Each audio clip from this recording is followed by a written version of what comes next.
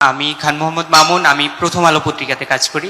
আমার জানার জায়গাটা আবার হচ্ছে, আপনারা শুরু বলেছিলেন এরপরে এপ্রিল পর্যন্ত সেই বিষয়টাতে আপনারা নমনীয় দেখাচ্ছে। তো বিএনপির পক্ষ থেকে হচ্ছে ডিসেম্বরের মধ্যে নির্বাচনের জোর দাবি জানানো হচ্ছে।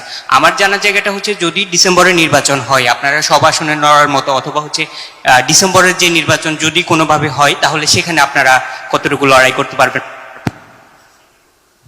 ধন্যবাদ।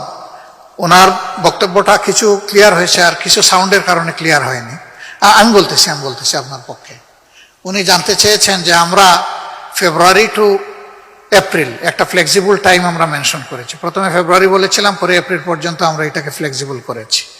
আর অন্যদিকে বিএনপি তারা ডিসেম্বরকে স্ট্রিক্ট করছে। এখন যদি ডিসেম্বরে ইলেকশন হয় তাহলে সেখানে আমাদের ভূমিকা কি হবে? না, ডিসেম্বর কেন, আজকেও যদি ইলেকশন আমি দেখি যে এটা আসলে সমতল মাঠ তৈরি হয়ে গেছে এবং এখন ফেয়ার ইলেকশনের পক্ষে জাতি প্রস্তুত, সকল অর্গান প্রস্তুত, সেই ইলেকশনে তো আমরা যাব, আমাদের তো যাইতে কোনো সমস্যা নেই। এটা ডিসেম্বর দিয়ে কোনো কথা না। কিন্তু এই বিষয়গুলো পরিষ্কার না করে ডিসেম্বরে এপ্রিলে হলেও তো কোনো লাভ হবে না। এই জন্য এই বিষয়গুলো পরিষ্কার হওয়া হচ্ছে বড় জিনিস, বড় চ্যালেঞ্জ।